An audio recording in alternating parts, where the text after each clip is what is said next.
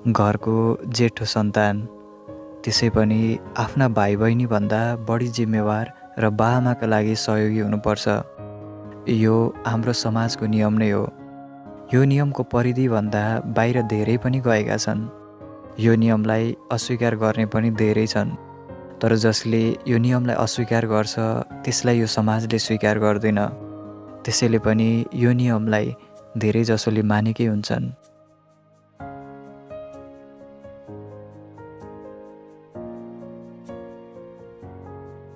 प्रकृति राई, जो यस्तै समाजको नियमबाट बन्धित थिइन्। आफू परिवारको जेठो सन्तान, त्यसमाथि उनी सानै हुँदा आमाले दोस्रो विवाह गरेकाले उनी आफ्नो बुवाको एकमात्र भरोसा र भाइहरूको लागि एक मार्गनिर्देशक थिइन्। पारिवारिक अवस्था पनि निकै नाजुक भएकै कारण उनी अरू दौतरी जसरी रमाउन पाउँदिन थिइन्। उनको उमेर त सानै थियो, तर बाध्यता र जिम्मेवारीले भने उनलाई वयस्क बनाइसकेको थियो।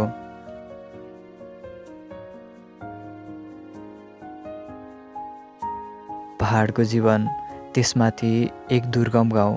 बिहान भाले बाँच्न पाउँदा नपाउँदै उठ्नुपर्ने, त्यसपछि घरका सम्पूर्ण काम सकेर घाँस दाउरा गरेर फेरि घरमा खाना सब्जी पनि आफै गर्नुपर्ने र कलेज जानुपर्ने।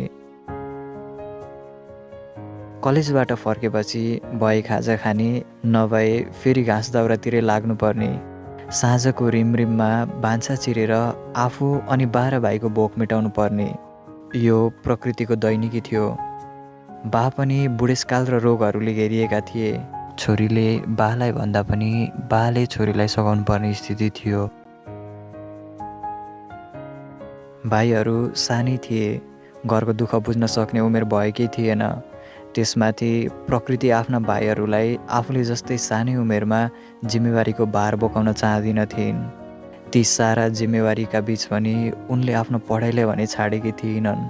जसोतसो कक्षा 11 सम्मको पढाइ सकेर कक्षा 12 मा अध्ययन गर्दै थिइन्। उनको कक्षा दिउँसोको थियो। घरबाट कलेज लगभग 10 मिनटको दूरीमा थियो। कलेज जानका लागि उनको घरबाट 2वटा बाटो थियो, एउटा मोटर बाटो अनि अर्को पैदल बाटो। उनी कहिले पैदल त कहिले मोटर बाटो भएर कलेज जान्थिन्।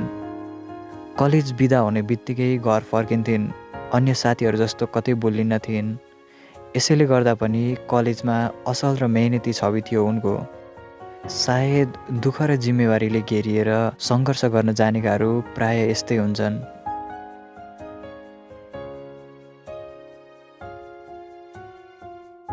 कक्षा 12 को लगभग अन्तिम समय, चैतको महिना थियो। आकाश खुलेको थियो। घाम निकै चर्किएको थियो। उजाड भएका जङ्गलहरू फेरि हरिया वस्त्रहरूले सिँगारिन खोजे जस्तै देखिन्थे। बिहान क्षितिजबाट घाम चाँडै निस्किन थालेको थियो। कोइलीका भाकात्मक आवाजहरू फेरि गुन्जन थालेका थिए। वसन्त ऋतुले धरतीमा डेरा जमाउन सुरु गरिसकेको थियो।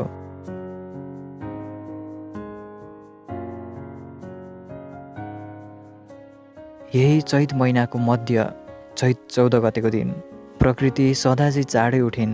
घर र गोठका सम्पूर्ण कामहरू सकेर उनी लगभग 10 बजे कलेजका लागि तयार भइन्।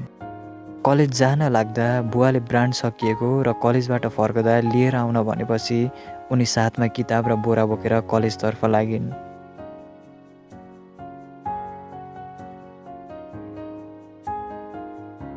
त्यसपछि त्यो दिन अपराह्नसम्म त सामान्य नै बित्यो। तर अपराह्नपछि भने प्रकृतिको घरलाई मात्र नभएर सिङ्गो गाउँलाई नै एकाएक चिन्ता र भयले सताउन थाल्यो। सधैँ कलेज बिदा हुने बित्तिकै घर आउने प्रकृति आज भने साँझ पर्दासम्म आइपुगिनन्। 2, 3, 4, 5, 6 हुँदाहुँदै साँझको 7 बजिसक्दा पनि प्रकृति आइपुगिनन्। प्रकृतिका बुवा हठात आत्तिन थाले।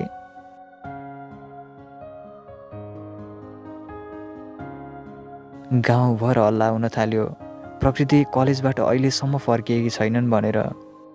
गाउँलेहरूमा पनि शङ्का र त्रासहरू आउन थाल्यो। गाउँलेहरू एकाएक गर्दै प्रकृतिको घरमा आउन थाले। गाउँलेहरूमा पनि चिन्ता बढ्न थाल्यो। खोज्न जाने या के गर्ने सल्लाह हुन थाल्यो। कतिले छोरी मान्छे हो, बिहे गर्न सक्छ, भोलिसम्म खबर आइहाल्छ कि, पर्ख्यौ न किन आत्तिने भनेर कुरा गरे। हुन पनि गाउँमा 11-12मै पढ्दा पढ्दै आफू खुसी बिहे गर्ने धेरै नै हुन्छन्। प्रकृतिले पनि कति त्यही बाटो त रोजिन भन्ने गाउँलेहरूलाई लागिरहेको थियो। तर फेरि प्रकृति गाउँकै एकदमै सोझी केटी थिइन्। फेरि घरको दुःख र सङ्घर्ष बुझेर सिङ्गो घरकै जिम्मेवारी बोकेर हिँडिरहेकी केटी। उसले त्यो कदम चाल्न सक्ने कुरामा गाउँलेहरूको रत्ती भर नै मन मानिन। त्यसैले एकपटक प्रकृतिलाई खोज्नै पर्ने सल्लाह भएपछि लगभग रातको 9 बजेतिर गाउँलेहरू प्रकृतिलाई खोज्न निस्किए।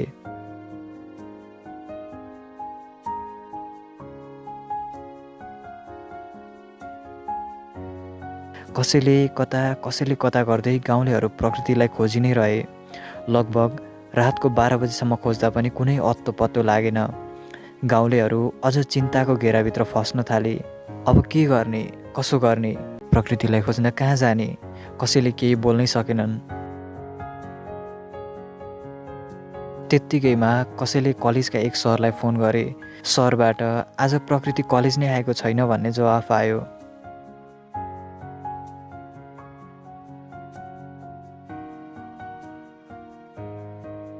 अघिसम्म गाउँलेहरूमा भएर चिन्ताका नदीहरू सामान्य रूपमा बगिरहेका थिए, तर अब भने एकाएक नदी धमिलिन थाल्यो। नदीको वेग वात्तै तीव्र हुन थाल्यो।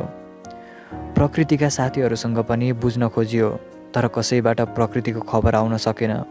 सबैमा नैराश्यता र मौनता छायो। नछाओस् पनि कसरी, प्रकृति आजसम्म कहीँ कतै त्यसरी हराएकी थिएनन्। जहाँ जाँदा पनि घरमा जानकारी गराएर मात्र निस्किन्थिन्। तर आज न कुनै खबर न कुनै जानकारी, यसरी मध्यरातसम्म बेखबर भएर हराइरहेकी छिन्।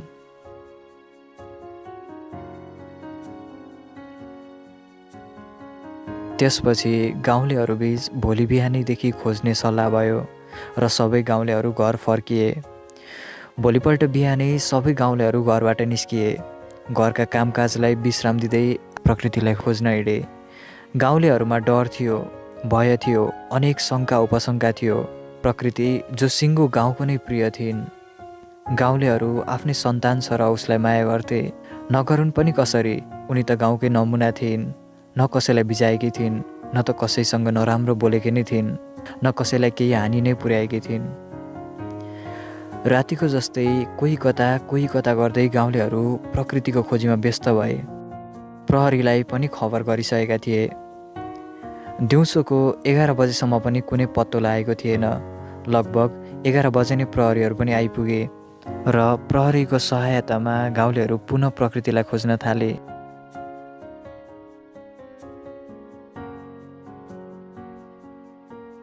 छोरीसँगका प्रत्येक पल र संवादहरू सम्झिरहँदा प्रकृतिका बुवालाई हिजो छोरीले भनेको अन्तिम वाक्य याद आयो। आज अलिक ढिला भयो, अब चोर बाटोबाट जानु पर्ला।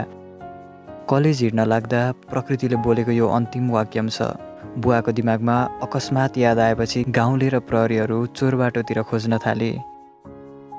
सबै मिलेर खोज्दा खोज्दै जाने क्रममा एउटा सानो अम्लिसो घारीदेखि केही माथि प्रकृतिको बुवाले माटो चिसो भएको देखे।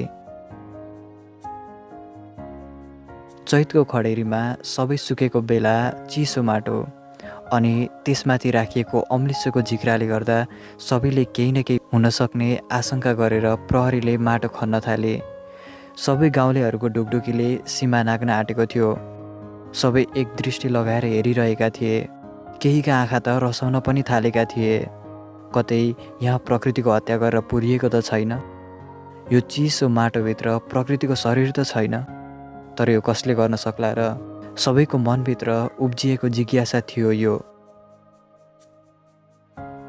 खन्दै जाने क्रममा प्रहरीले अन्ततः माथिबाट बोराले छोपेको एउटा निर्जीव शरीर भेट्यो।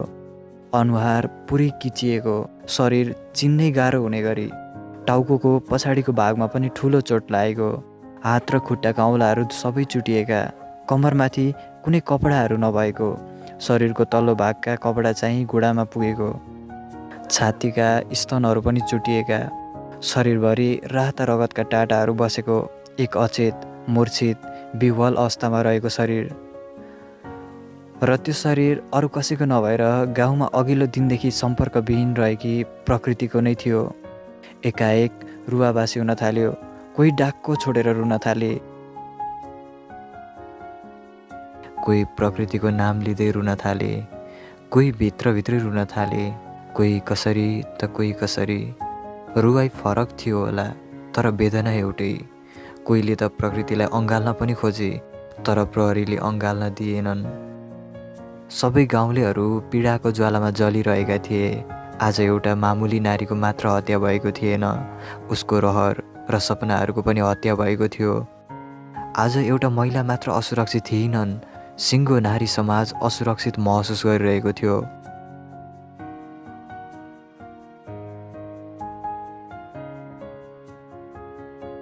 यो काम कसले गर्न सक्छ? आफ्नो क्षणिक आनन्द आर्जन गर्नको लागि एउटा महिलाको जीवन नै समाप्त पार्न कसले सक्छ? को होला त्यो मानवरूपी गिद्ध जसले आफ्नो आवश्यकता पूर्ति गर्न एक चरित्रवान नारीको जीवनलाई, उसका चाहनाहरूलाई, उसले देखेका ती सपना जो विपना बन्नका लागि भौतारिरहेका थिए, ती सबै नष्ट पारिदियो? के दोष थियो प्रकृतिको? कहाँ कसलाई बिजाएकी थिइन् उनले? के प्रकृतिले गरेका सङ्घर्ष उनको मृत्युको दोष थियो? कि उनले बनाएको उनको असल व्यक्तित्वको दोष जो कसैलाई असह्य भएको होस्? के एक महिलाले चाहिँ अरू सरह सङ्घर्ष गर्नु हुँदैन र? कि महिलाको चाहिँ अरू समान इज्जत हुनु हुँदैन र? कि उनको मृत्युको दोष अन्य केही? तर अरू के? उनको रूप?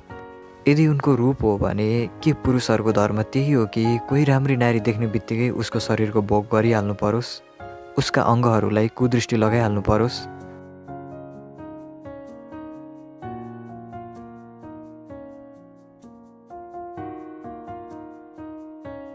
अन्ततः भेटिन् प्रकृति एक निर्जीव मूर्ति जस्तो अवस्थामा। न त उनी बोल्न सक्थिन्, न त उनमा कुनै भाव थियो, न त साहस नै थियो। त केवल उनीसँग त्यही एउटा नाङ्गो शरीर, त्यो पनि अपूर्ण भइसकेको थियो। शरीरका केही भागहरू नै उनीसँग थिएनन्। जति कराए पनि, जति रोए पनि अब उनी फर्किनेवाला थिएनन्। गएकी थिइन् उनी अब कहिले नफर्किने गरी, कसैको यौनिक उत्तेजनाको बन्दी भएर।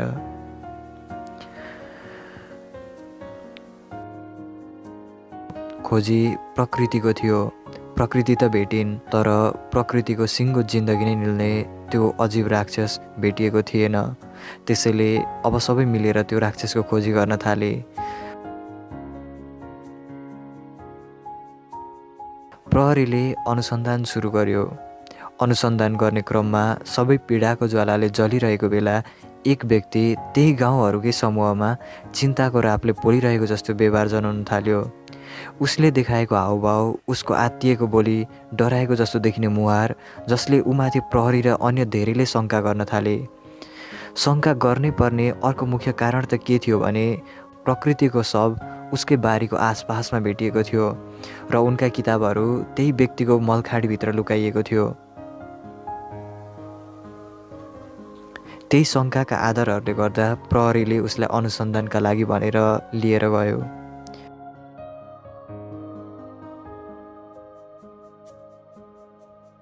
त्यसको करिब 3 दिनपछि मात्र उसले प्रकृतिको बलात्कारपछिको हत्या आफूले नै गरेको हो भनेर स्वीकार गर्यो र भेटियो प्रकृतिको जिन्दगी निल्ने अजङ्ग राक्षस, र त्यो राक्षस थियो त्यही गाउँको रञ्जित राई।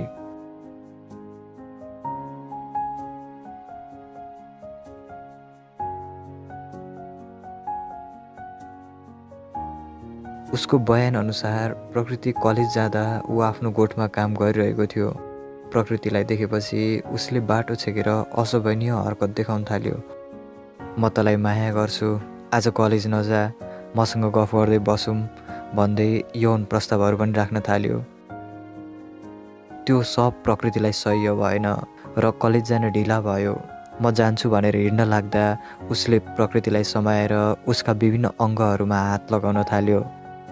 आज जे गर भए पनि म तँलाई छोड्दिनँ, यहाँ कोही पनि छैन, तँलाई म जान दिन्न, यसो भन्दै प्रकृतिलाई जबरजस्ती गर्न खोज्दा प्रकृतिले प्रतिकार गर्न खोजिन्।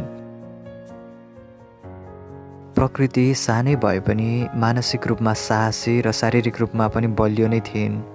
त्यसैले उनले प्रतिकार स्वरूप त्यसलाई 2-4 झाप बोलाएर, त मेरो माइती होस्, मसँग यसो गर्न तँलाई लाज लाग्दैन?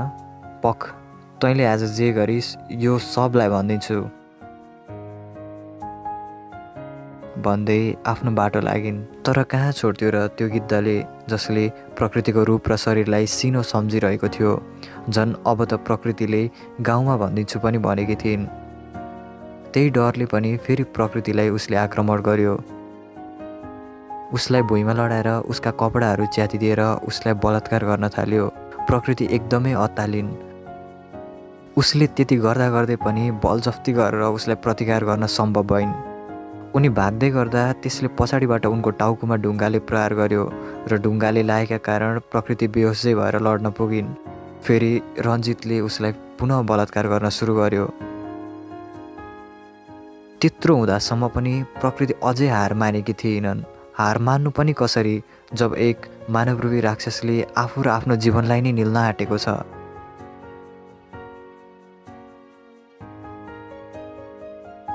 जिन्दगीको यात्रामा एक प्रहर पनि नबित्दै पूर्ण विराम लगाइदिन आँटेको छ। त्यस्तो अवस्थामा कसलाई लाग्दैन र जिन्दगीको माया, कसलाई लाग्दैन र आफू बाँच्न सकु भन्ने।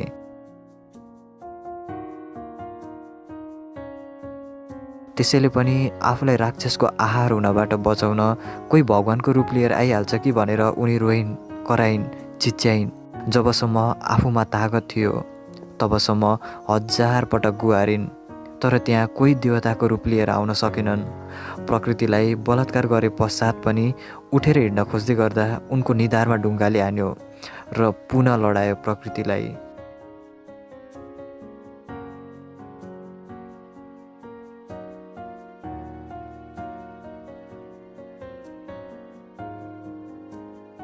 किच्याइदियो प्रकृतिका हात र गोडाका औँलाहरूलाई, चुट्याइदियो उनका स्तनहरू, झारिदियो उनका दाँतहरू, मारिदियो उनलाई क्रूर र निर्मम बनाएर। अनि उडे प्रकृतिका आत्मा, सास अनि सपनाहरू त्यो आकाशमा अब कहिले धरतीमा नझर्ने गरी।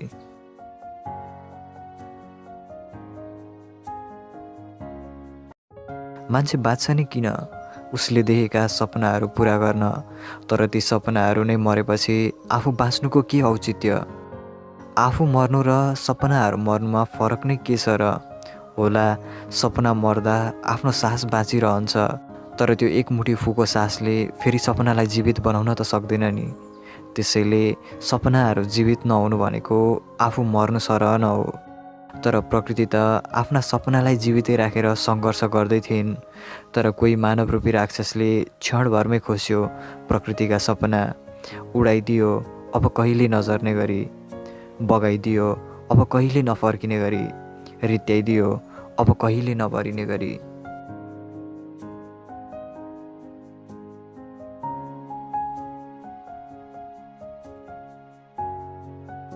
यो कथा कुनै काल्पनिक विषयवस्तुमा भएको भए तपाईँ श्रोता अनि हामी लेखक र वाचकहरूका केही हदसम्म आँखा नरिसाउने थिए होलान्, केही हदसम्म भए पनि मन नदुख्ने थिए होलान्। यदि यो कथा कल्पनालाई विपनामा उतारिने कुनै चलचित्र भएको भए आउने थियो होला सेकेन्डभरमै कुनै नायक, 3 डाँडा पारीबाट प्रकृतिको गुहार सुनेर उसलाई बचाउनलाई। दिने थिएन होला त्यो खलनायकलाई प्रकृतिको जिन्दगीमा पूर्ण विराम लगाउन। तर यो कथा न कुनै चलचित्र नै हो, या त कुनै कल्पनामा रचिएको कथा नै। यो कथा त सत्य घटनाको कथा हो, विपनामै रचिएको कथा हो। आजभन्दा झन्डै 2.5 वर्ष अगाडि नेपालको पूर्वी जिल्लाको एक गाउँमा घटेको वास्तविक घटना हो यो। यो घटनाको केही सामान्य हल्ला मैले त्यही बेला नै सुनेको भए पनि विस्तृत रूपमा भने केही महिना अगाडि मात्र सुन्न पाएँ। त्यही गाउँको एक साथीले बालकुमारसँग यो कथालाई सारांशमा सेयर गरेको रहेछ र बालकुमारले मलाई पनि सेयर गर्यो। त्यसपछि हामी तिनैजनाको सल्लाहमा यो कथालाई हामीले शब्दमा उतारेर तपाईँहरूमाझ प्रस्तुत गर्ने निर्णय गर्यौँ। यो कथा सुन्दा र लेख्दा मलाई पनि निकै मर्माहिक बनाएको छ। लेख्दै गर्दा आँखा पुरा रसाएका छन्। यो कथा वास्तविक रहे पनि पात्रहरूको नाम र ठेगाना भने उनीहरूको गोपनीयताको कदर गर्दै हामीले परिवर्तन गरेका छौँ।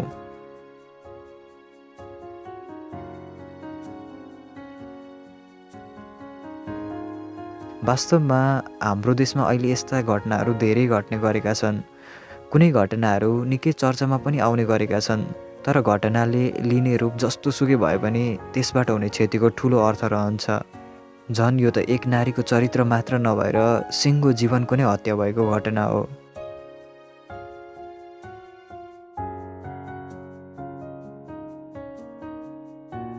यस्ता बलात्कार वा बलात्कार पछिको हत्या जस्ता घटनाहरू तपाईँ हाम्रै समाजबाटै हुने गरेका छन्।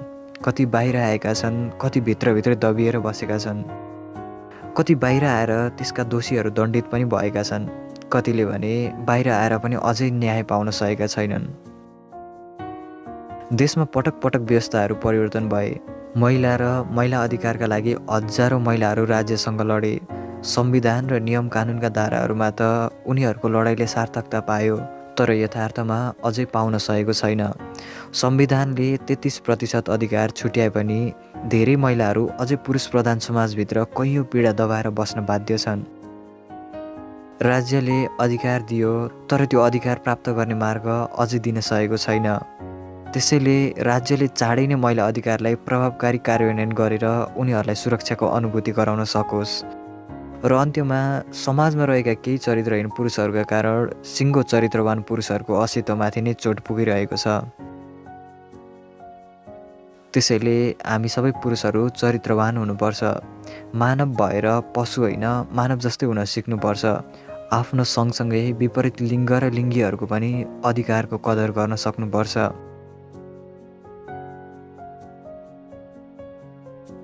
हामी पुरुष या महिला सबैको सृष्टिकर्ता नै नारी हुन्। यदि नारीहरू नै रहेनन् भने यो सृष्टिको पनि अस्तित्व रहन सक्दैन।